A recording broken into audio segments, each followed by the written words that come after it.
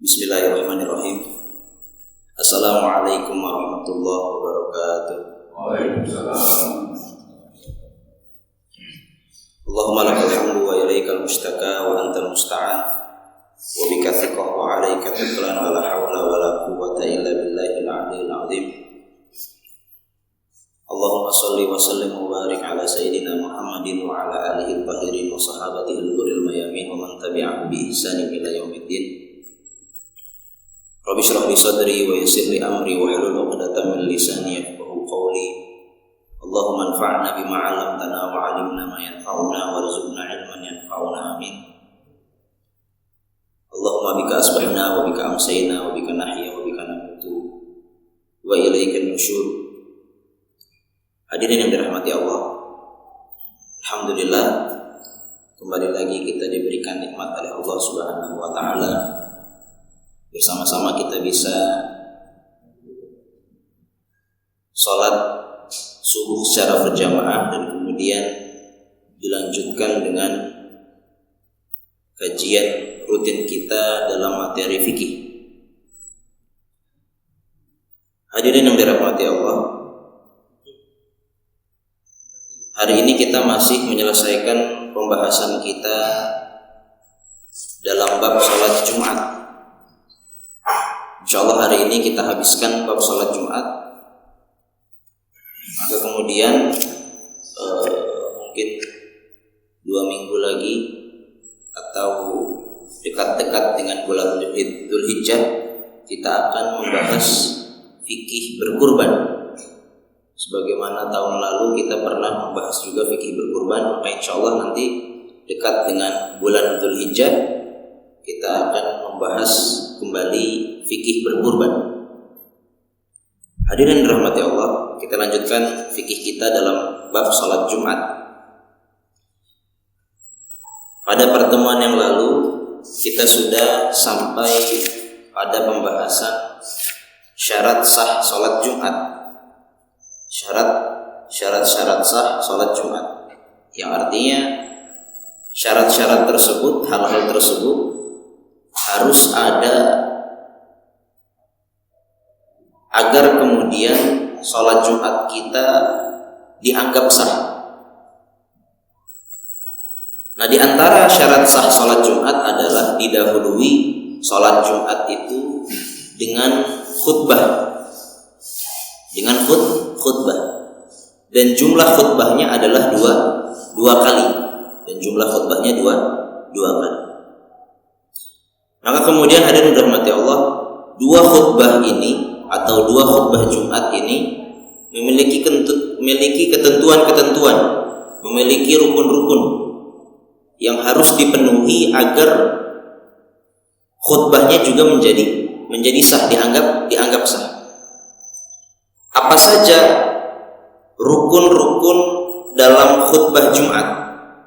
Apa saja rukun-rukun dalam khutbah Jumat? Jadi rukun-rukun khutbah Jumat ini harus dipenuhi agar khutbahnya dianggap sah, sehingga kemudian sholat Jumatnya juga menjadi sah.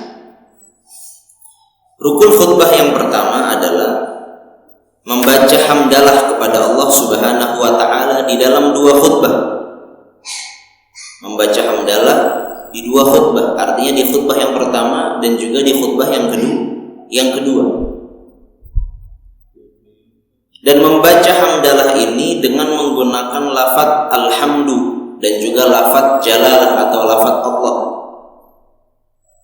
Jadi dengan menggunakan lafaz alhamdu, wajib dengan menggunakan lafaz alhamdu atau yang semisalnya. Maksudnya semisalnya adalah masih dalam lingkup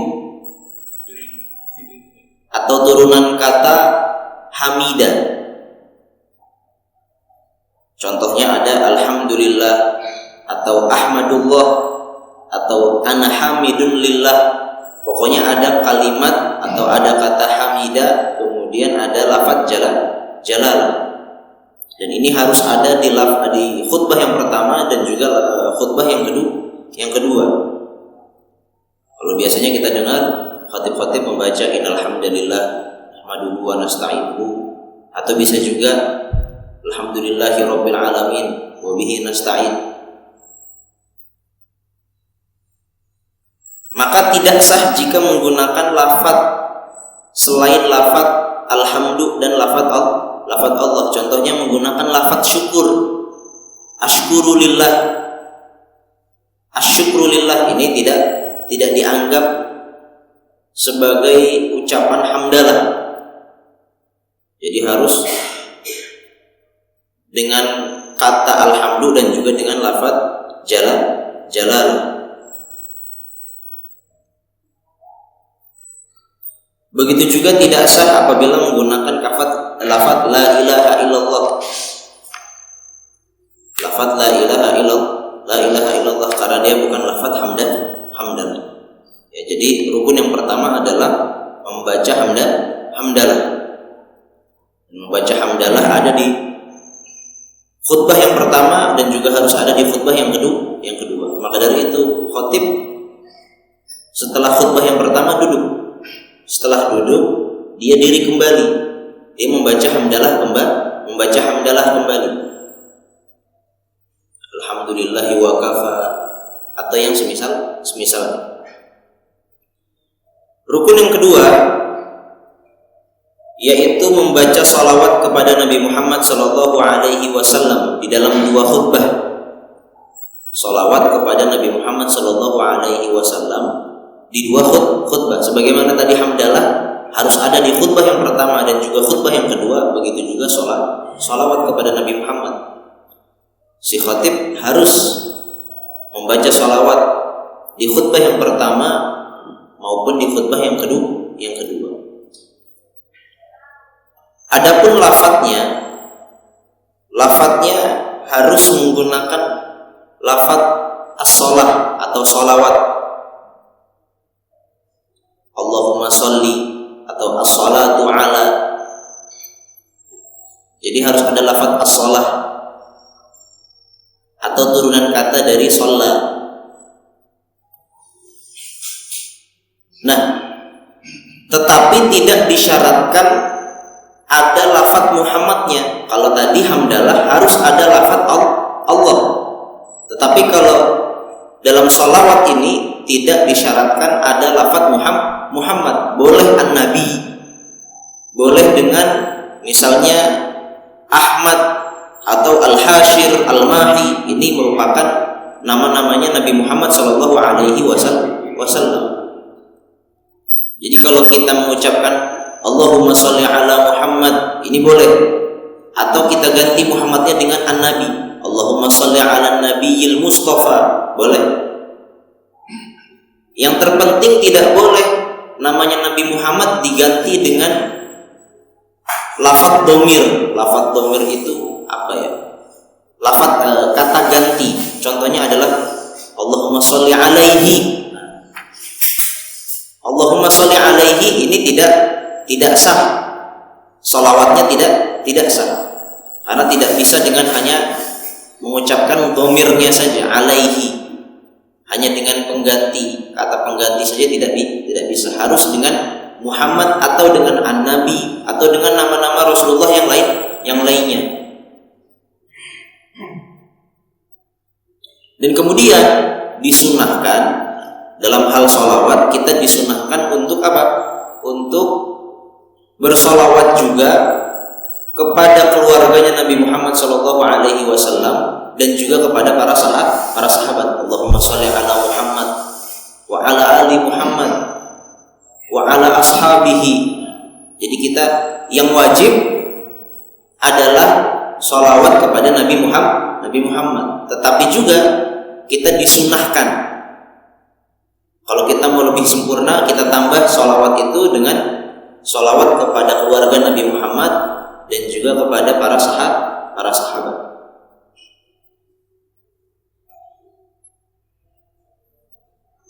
Dan sholawat ini harus ada di khutbah yang pertama dan juga khutbah yang kedua. Kemudian hadirin dirahmati Allah, rukun yang ketiga adalah memberikan wasiat bertakwa di dalam dua khutbah. Memberikan wasiat bertakwa di dalam dua khutbah.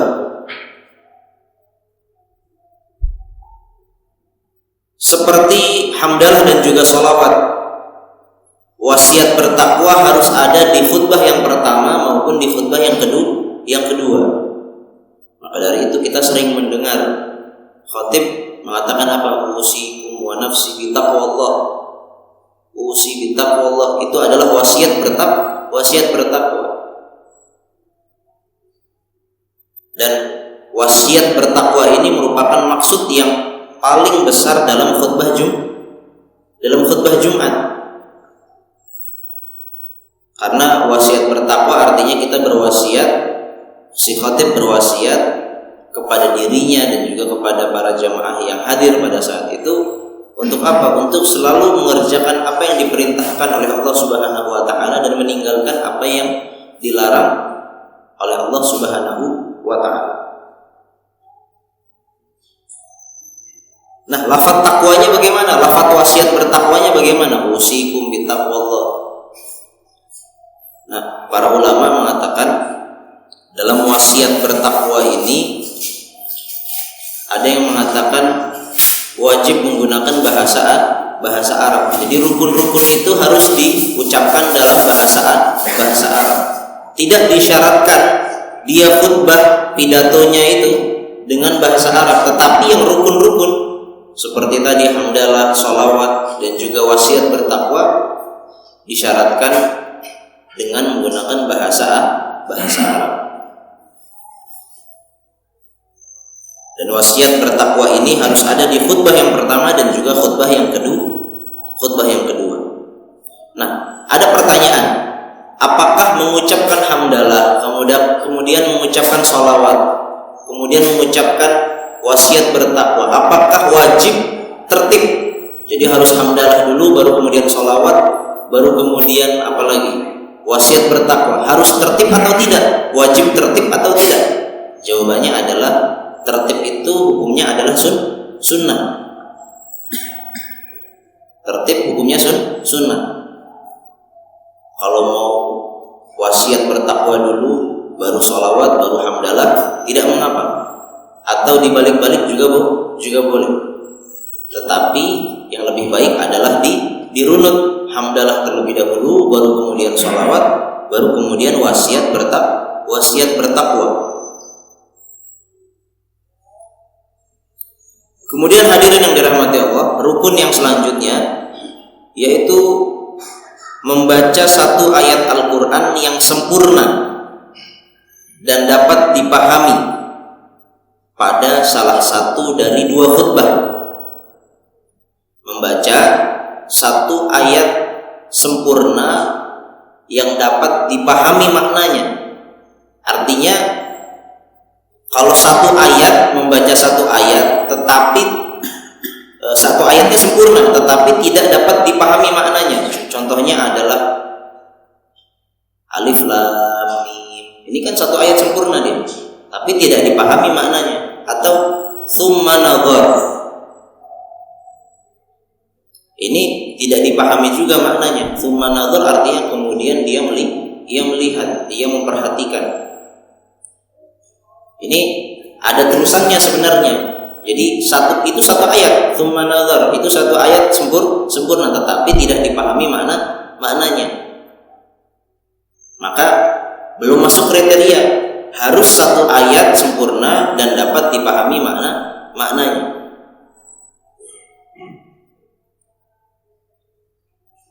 Dan membaca satu ayat Al-Quran yang sempurna dan dapat dipahami ini cukup di salah satu khutbah saja. Cukup di salah satu khutbah, mau di khutbah yang pertama ataupun di khutbah yang kedua. Tetapi yang lebih utama kata para ulama adalah jika membaca ayat Al-Quran di akhir khutbah yang pertama. Jika membaca ayat Al-Quran itu di akhir khutbah yang pertama. Makanya kita sering dengar biasanya khatib sebelum dia menyelesaikan khutbah yang pertama mengucapkan apa? Bismillahirrahmanirrahim. Wal 'ashri innal insana lafi khusr illa alladziina aamanu wa 'amilus shalihaati wa tawassaw bil haqqi wa tawassaw bis sabr. Aqulu ma sami'tum wa astaghfirullah li wa lakum.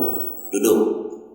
Jadi itu disunahkan atau yang lebih utama membaca satu ayat Al-Quran yang sempurna dan dapat dipahami ini di akhir khutbah yang pertama.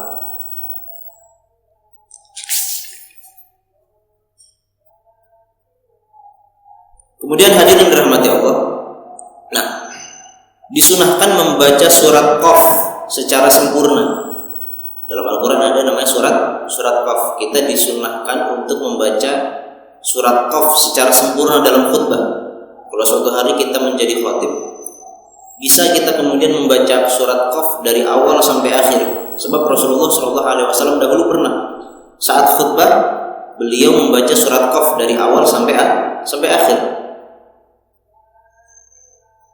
Jadi isi khutbahnya sudah surat Qaf saja. Dan tetap sunnah walaupun dikerjakan atau dilaksanakan di Indonesia. Kalau dibacakan, misalnya kita dibacakan surat Qaf, mungkin kita tidak akan paham sebab semuanya bahasa Arab, tetapi tetap disunahkan. Nah, seandainya tidak mungkin atau tidak mau membaca surat Qaf secara sempurna, maka disunahkan untuk membaca setidaknya sebagian dari surat Qaf. Dan di antara di antara sebagian surat Qaf ada yang mudah untuk dihafalkan, dihafalkan.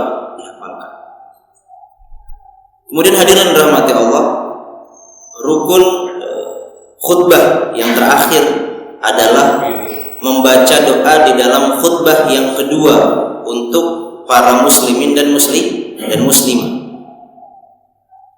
Rukun yang kelima adalah membaca doa, khatib membaca doa di khutbah yang kedua untuk kebaikan kaum muslimin dan juga kaum muslimah. Dan para ulama mengatakan disyaratkan doanya tersebut yang berkaitan dengan akhirat. Makanya kita sering dengar khatib di akhir khutbah yang kedua biasanya innallaha wa malaikatahu yusholluna 'alan nabiy ya ayyuhalladzina amanu shollu 'alaihi wa sallimu taslima. Kemudian khatib berdoa, Allahumma ighfir lil muslimina wal muslimat. Ini termasuk doa kebaikan untuk kaum muslimin juga kaum muslimah. Nah, ini doa untuk kebaikan kaum muslimin dan kaum muslimat di khutbah yang kedua. Ini wajib atau rukun, harus. Itu adalah rukun-rukun khutbah. Kemudian hadirin dirahmati Allah, pembahasan selanjutnya adalah syarat sah khutbah Jumat. Kalau tadi rukun, kalau sekarang syarat sah. Begitu pula rukun, begitu pula syarat sah, dua-duanya harus dikerjakan, wajib dikerjakan agar khutbah kita menjadi sah. Bedanya apa rukun dengan syarat? Kalau rukun itu ada di dalam amaliyahnya. Jadi kalau kita tadi berbicara rukun-rukun khutbah, hal-hal itu harus ada saat khutbah. Beda dengan syarat-syarat. Kalau syarat-syarat itu wajib harus dilakukan juga, tetapi dia ada di luar khutbah. Syarat sah khutbah Jumat yang pertama adalah harus suci dari hadas kecil dan besar. Maka tidak sah apabila ada khatib yang berkhutbah dalam keadaan tidak suci dari hadas kecil maupun hadas besar. Jadi si khatib ini harus suci dari hadas kecil maupun hadas besar. Seandainya di tengah-tengah khutbah dia berhadas, mungkin keluar angin atau dia ingin buang air kecil, maka bagaimana? Dia harus berwudu lagi, kemudian kembali dan mengulang khutbahnya dari awal. Ini syarat sah yang pertama. Khatib harus suci dari hadas kecil maupun hadas besar. Kemudian hadirin rahmati Allah, syarat sah yang kedua adalah pakaian badan dan tempat harus suci dari najis. Pakaian badan dan tempat harus suci dari najis. pakaian yang digunakan oleh khatib, badannya khatib, dan juga tempat dia berkhutbah harus suci dari najis. Kemudian yang ketiga, menutup aurat. Jadi khatib juga harus menutup aurat. Kemudian yang keempat, berdiri bagi orang yang mampu. Khatib disyaratkan apabila dia mampu untuk berdiri. Nah, apabila tidak mampu berdiri, maka boleh berkhutbah dengan cara duduk. Kalau tidak mampu duduk, maka dia khutbah dengan cara berbaring. Tetapi yang lebih utama, dia minta ganti dengan orang yang mampu berdiri. Kalau dia tidak mampu berdiri, maka yang lebih utama dia minta ganti, dicarikan khatib yang mampu untuk berdiri. Kemudian syarat sah yang lainnya adalah duduk di antara dua khutbah lebih lama dari tumakninahnya sholat. Duduk di antara dua khutbah yang waktunya itu lebih lama dari tumakninah sholat. Tumakninah sholat kadarnya sama dengan kita mengucapkan subhanallah. Kadar waktu kita mengucapkan subhanallah itu adalah kadar tumakninah dalam sholat. Tetapi dalam khutbah Jumat, saat khatib duduk di antara dua khutbah, disyaratkan tumakninahnya atau duduknya itu lebih panjang daripada tumakninah dalam sholat. Dan para ulama mengatakan duduknya khatib itu setidaknya kadar seseorang membaca surat Al-Ikhlas. Qul huwallahu ahad, Allahus samad, lam yalid wa lam yulad wa lam yakul lahu kufuwan ahad. Dan disunahkan khatib saat duduk membaca surat Al-Ikhlas.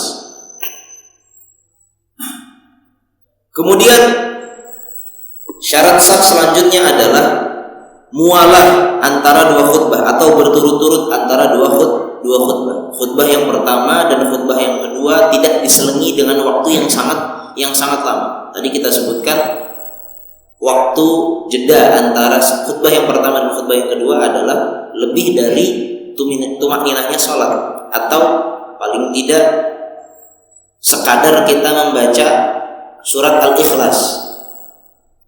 Kalau lebih lama dari itu, para ulama mengatakan lebih lama itu maksudnya khutbah yang pertama. Kemudian khatib duduk selama sekadar waktu bisa dilaksanakan dua rakaat sholat. Nah, itu sangat lama sekali ya. Nah, yang seperti itu tidak sah karena harus berturut-turut. Tidak boleh ada jangka atau ada jeda yang sangat panjang. Syarat sah yang selanjutnya adalah mualah atau berturut-turut antara dua khutbah dan sholat. Sebagaimana tadi antara khutbah yang pertama dan khutbah yang kedua tidak boleh ada jeda yang sangat panjang. Begitu pula antara khutbah dan sholat Jumatnya tidak boleh ada jeda yang sangat panjang. Jadi harus berturut-turut.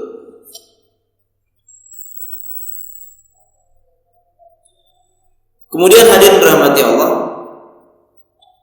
syarat sah khutbah yang lainnya adalah rukun-rukun khutbah harus dengan bahasa Arab. Sebagaimana tadi kita sebutkan, khutbahnya tidak mesti pakai bahasa Arab, tetapi rukun-rukunnya disyaratkan menggunakan bahasa Arab. Membaca hamdalah, membaca sholawat, membaca wasiat bertakwa, membaca doanya, itu harus menggunakan bahasa Arab. Walaupun kita yang mendengar biasanya juga nggak paham. Usikum wa nafsi bitaqwallah. Bisa jadi kita tidak paham ya. Tapi mungkin kalau sudah terbiasa, usi ada wasiat, nafsi diri kita sendiri dan juga yang lainnya bertakwa, mungkin kita jadi paham.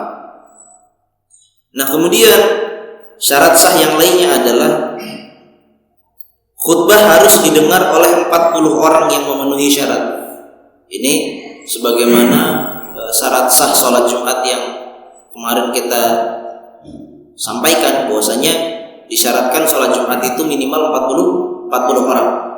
Begitu pula khutbahnya harus didengarkan oleh 40 orang. 40 orang yang dimaksud adalah 40 orang yang wajib.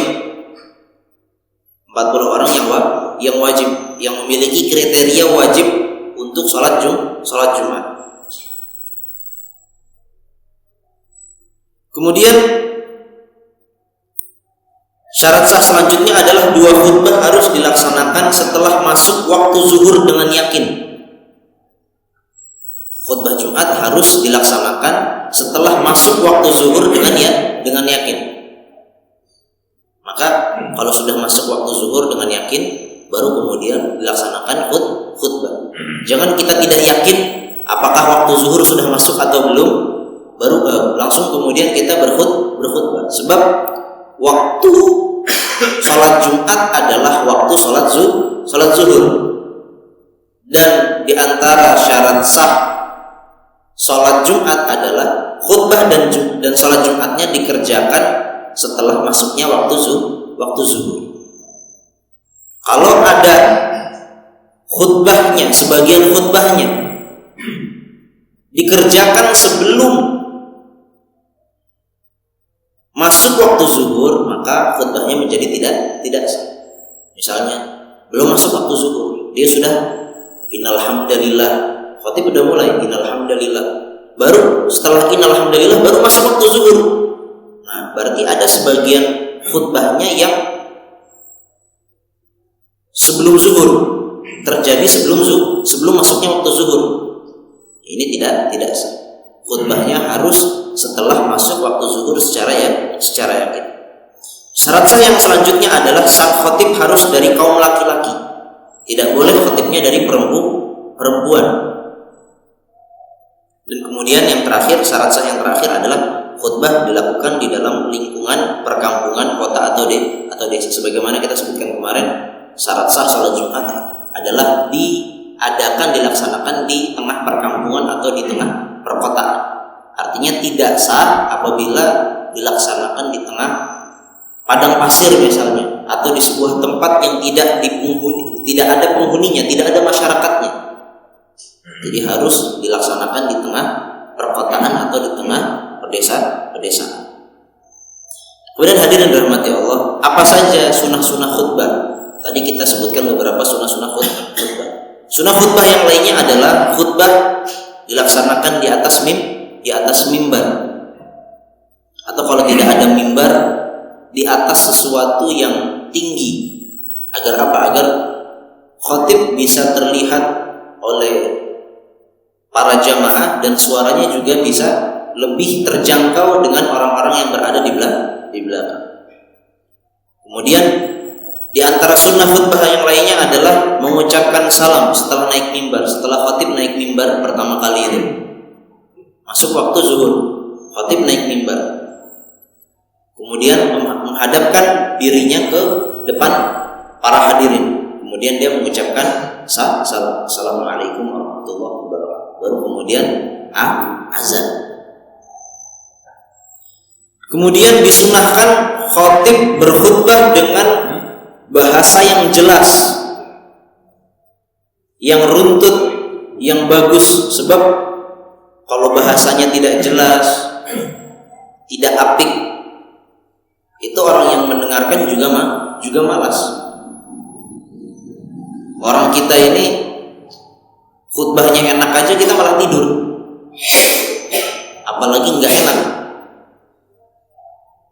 Kemudian selanjutnya adalah khutbahnya itu sedang, tidak terlalu panjang karena akan membosankan, atau tidak terlalu pendek, sebab biasanya kalau terlalu pendek akan banyak bolong-bolongnya, akan banyak yang tidak tersampaikan. Maka dari itu disunahkan khutbahnya itu sedang, tidak terlalu panjang, tidak terlalu pendek. Kemudian sunnah yang terakhir, disunahkan khatib tangan kirinya itu memegang tongkat, sementara tangan kanannya disunahkan memegang mimbar.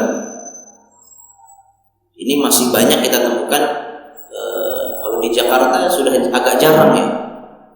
Khotib megang apa namanya? Megang tongkat.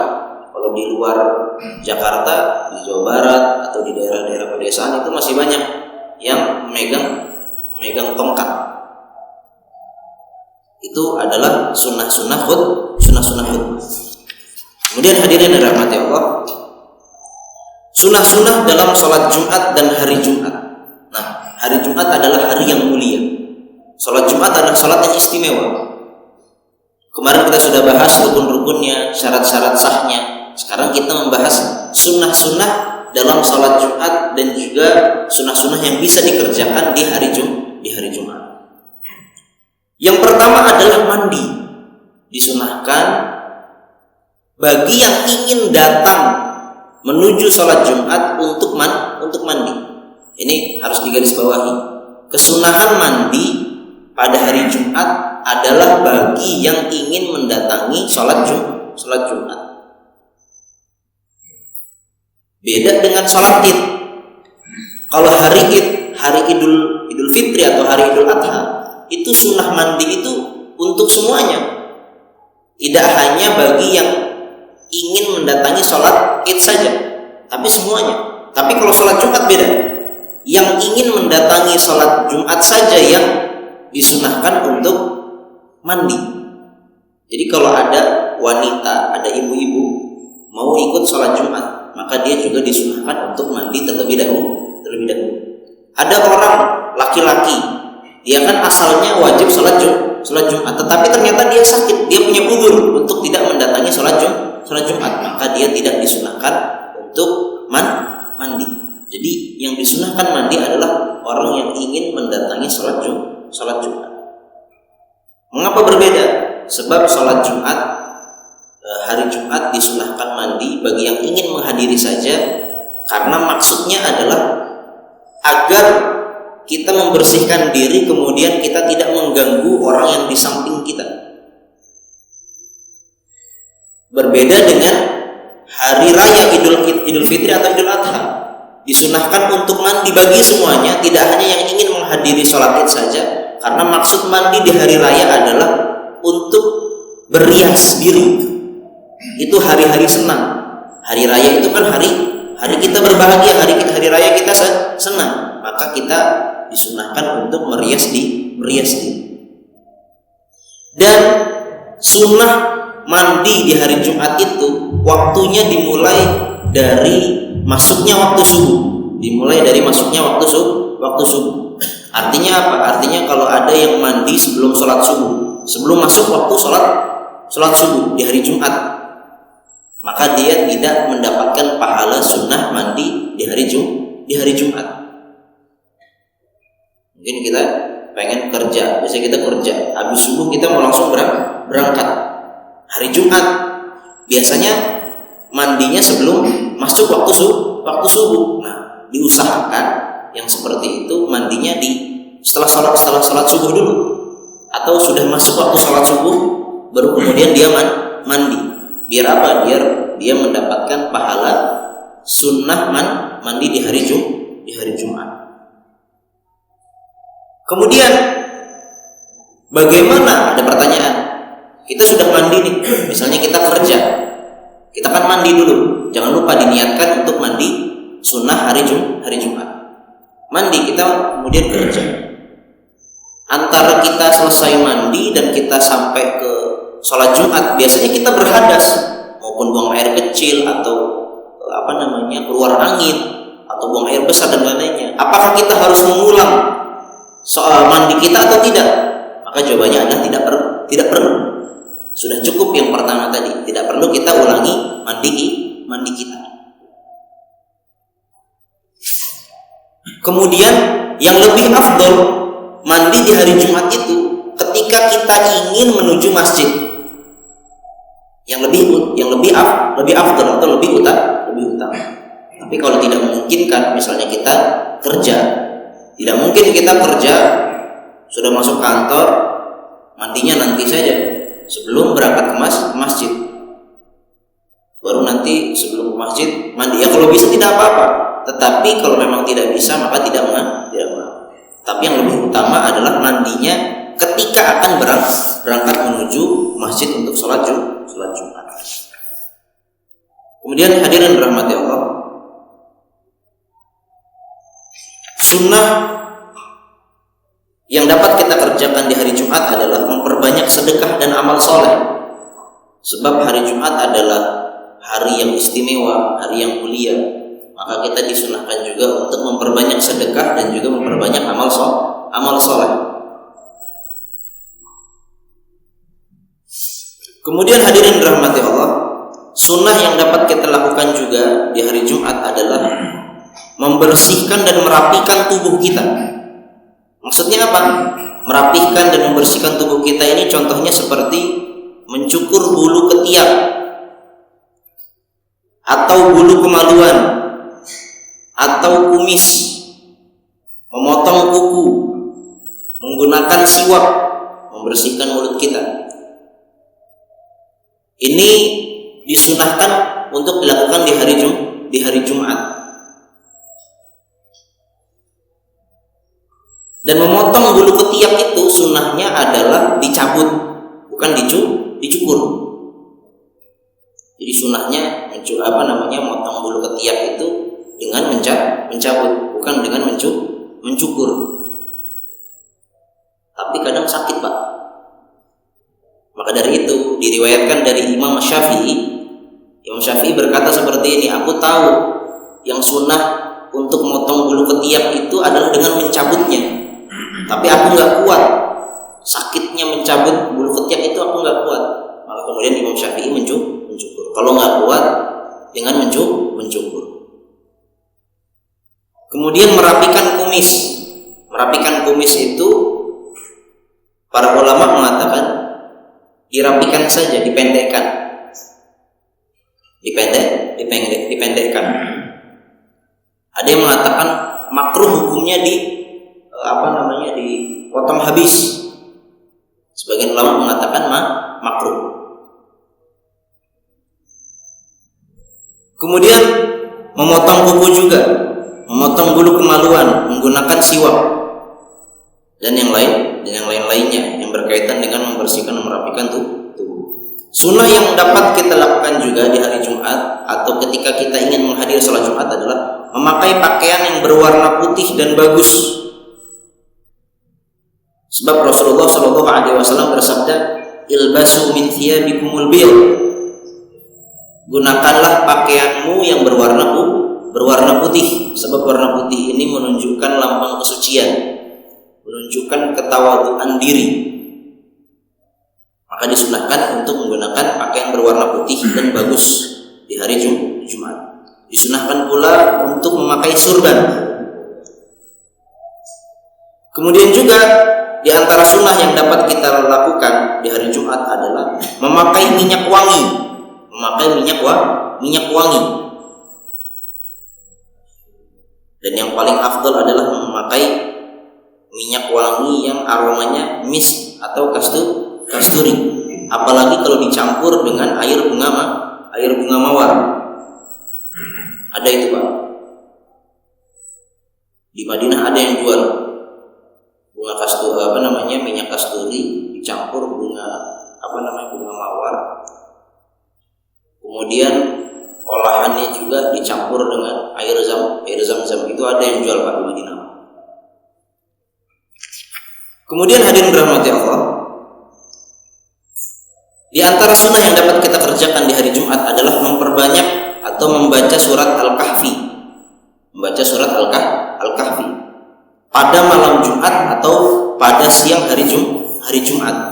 Dalam sebuah hadis Rasulullah SAW bersabda, "Man qara'a surat Al-Kahfi yaumal Jum'ah." Dalam riwayat yang lain, Lailatul Jum'ah. Barang siapa yang membaca surat Al-Kahfi di hari Jumat, di siang hari Jumat atau di malam Jumat, adha'a lahu minan nuri ma bainal jum'atain. Maka niscaya dia akan disinari atau diberikan cahaya oleh Allah Subhanahu wa taala di antara dua Jumat. Kemudian di antara sunnah yang bisa dilakukan di hari Jumat adalah memperbanyak membaca sholawat kepada Nabi Muhammad SAW. Dan ini yang paling sering kita lupakan. kita diperintahkan untuk selalu membaca sholawat kapanpun itu. Tetapi kalau di hari Jumat bukan hanya dianjurkan, diperintahkan untuk membaca, tetapi untuk memperbanyak membaca sholawat. Kalau misalnya kita tiap harinya membaca sholawat sekali, 2 kali, 3 kali, maka kalau hari Jumat harus lebih banyak. Allahumma sholli ala Muhammad, Allahumma sholli ala Muhammad, Allahumma sholli ala Muhammad. Saat kita naik motor, Allahumma sholli ala Muhammad, Allahumma sholli ala Muhammad terus. Sebab apa? Sebab satu sholawat kita akan dilipat gandakan pahalanya oleh Allah Subhanahu wa taala sebanyak 10. Dalam sebuah hadis Rasulullah sallallahu alaihi wasallam pernah bersabda, "Inna min afdhali ayyamikum yaumal jum'ah." Hari yang paling baik kata Rasulullah adalah hari Jumat. Fa'akthiru alayya minas sholati fihi. Maka perbanyaklah sholawat kepadaku pada hari Jumat. Fa inna sholatakum ma'rudatun alayya. Sebab sholawat kalian akan dihadapkan kepadaku walaupun aku sudah wafat. Maka pada saat itu para sahabat bertanya, "Ya Rasulullah, kaifa tu'radu sholatuna alayka wa qad aramta?" Bagaimana bisa sholawat kami sampai kepadamu, dihadapkan kepadamu padahal engkau sudah wafat? Maka kemudian Rasulullah SAW bersabda, "Innallaha harrama 'alal ardi ajsadal anbiya." Sesungguhnya Allah Subhanahu wa taala mengharamkan tanah untuk memakan jasadnya para nabi. Jadi jasad para nabi itu tetap ada. Kalau kita manusia biasa dikubur, mungkin setelah berapa tahun kalau dicek lagi sudah tidak ada, sudah tinggal tulang belulang atau mungkin sudah habis. Tetapi kalau jasadnya para nabi, sebagaimana dijelaskan oleh Rasulullah, jasadnya akan tetap utuh, yang merupakan sebuah kemuliaan dari Allah Subhanahu wa taala untuk para nabi. Kemudian sunnah yang lainnya pada hari Jumat atau saat salat Jumat adalah insat, mendengarkan, diam dan mendengarkan khutbah Jumat. Insat, diam dan mendengarkan khutbah Jumat. Kalau diam saja tidur bagaimana? Tidak dapat. Karena yang dimaksud dengan insat dalam ayatnya Allah Ta'ala berfirman, wa idza quri'a alaikumul Qur'an fastami'u lahu wa ansitu. Kalau dibacakan Al-Qur'an maka hendaknya kita mendengarkan dan diam dan mendengarkan. Maka yang sunnah adalah diam dan mendengarkan. Kalau diam saja terus tidur, dia tidak mendengarkan berarti, maka dia tidak mendapatkan pahala sunnah insat atau dia mendengarkan khutbah Jumat. Kemudian sunnah di hari Jumat yang lainnya adalah ketika seseorang masuk masjid, maka dia disunahkan untuk tahiyatul masjid, sholat tahiyatul masjid 2 rakaat. Walaupun pada saat itu dia mendapati imam sedang khutbah.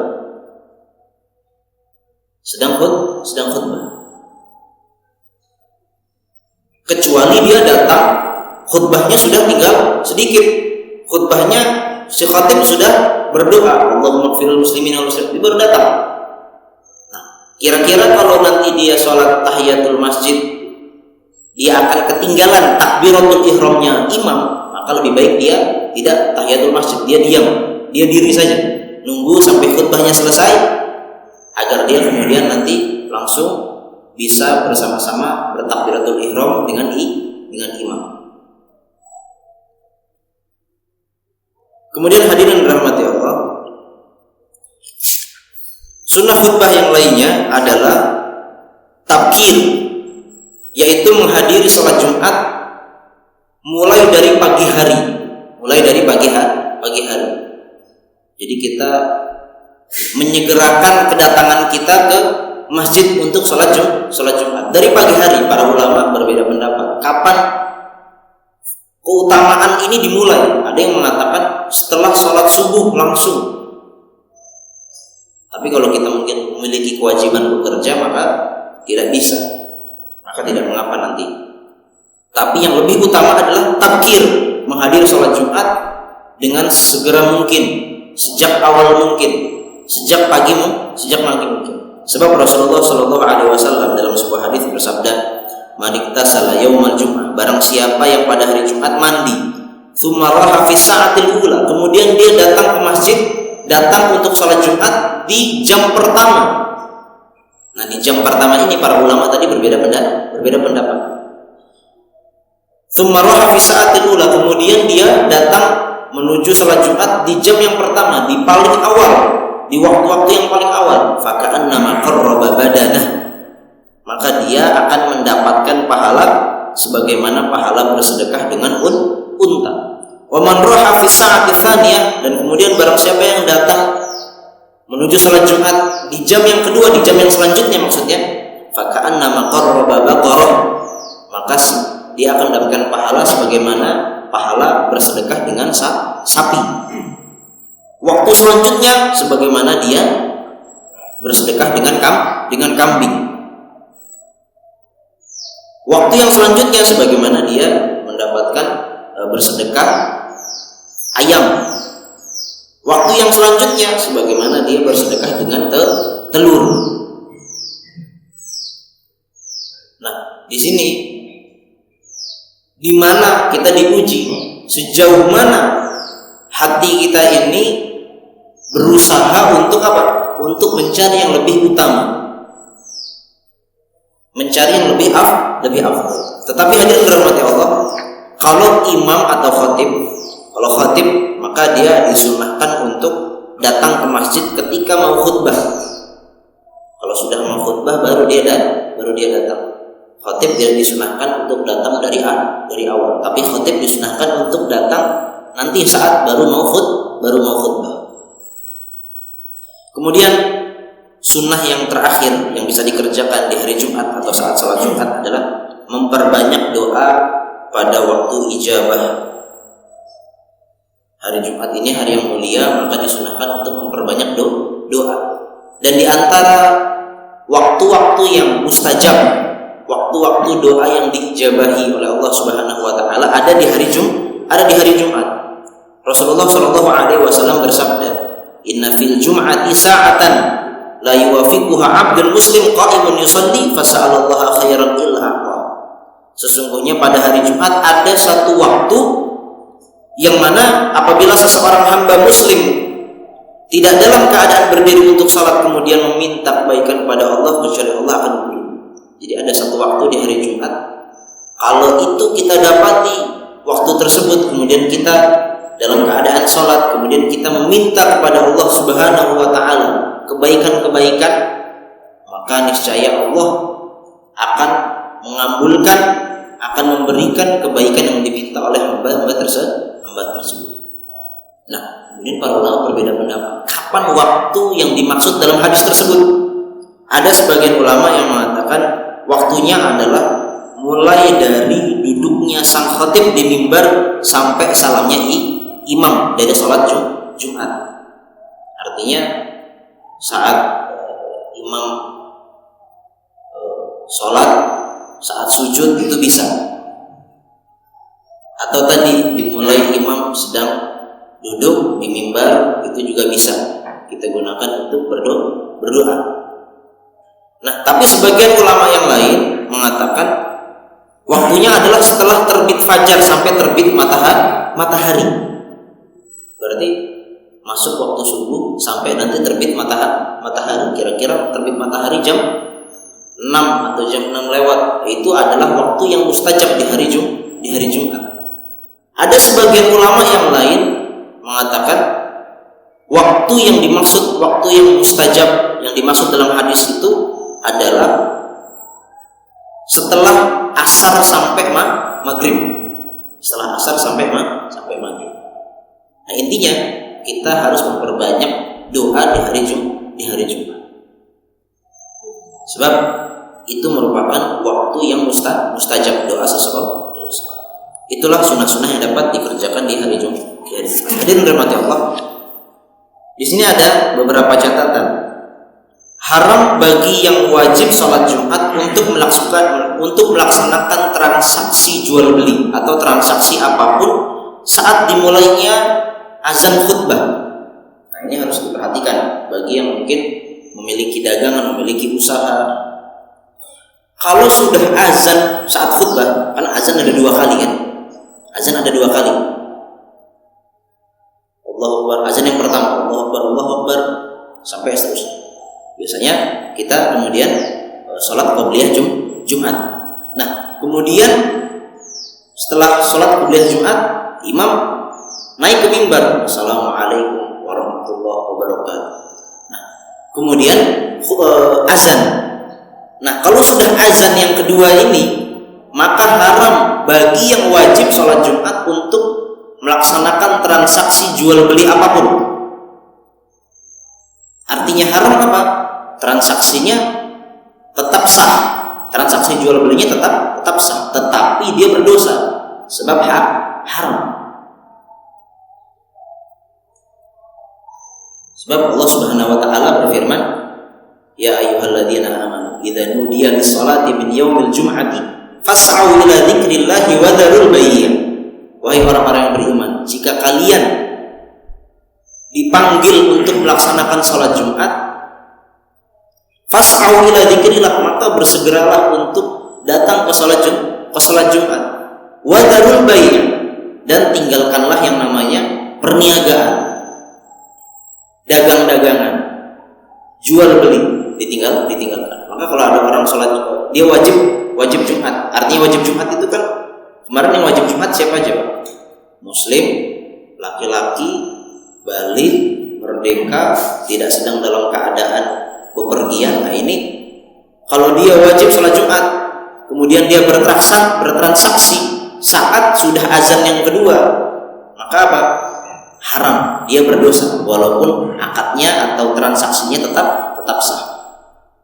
Nah, bagaimana kalau transaksinya dilakukan oleh yang satu wajib sholat Jumat, yang satu tidak wajib sholat Jumat? Misalnya kan pedagangnya bapak-bapak, dia wajib sholat Jumat, yang beli ibu-ibu, maka bagaimana? Hukumnya tetap haram. Artinya transaksinya sah, tetapi dua-duanya mendapatkan dosa. Yang laki-laki mendapatkan dosa karena dia masuk ke haraman yang pertama tadi, haraman yang tidak boleh transaksi. Yang kedua, si ibu-ibunya juga dosa. Sebab apa? Sebab dia membantu si laki-laki ini yang wajib sholat Jumat untuk tidak segera datang menuju sholat Jumat, padahal sudah azan yang kedua. Jadi ini harus diperhatikan. Kemudian yang terakhir, hadirin rahmati Allah, apa hukum meninggalkan sholat Jumat? Hukum meninggalkan sholat Jumat tanpa disertai uzur yang dibenarkan oleh syariat bagi kaum laki-laki yang telah balik dan berakal adalah haram dan termasuk dosa besar.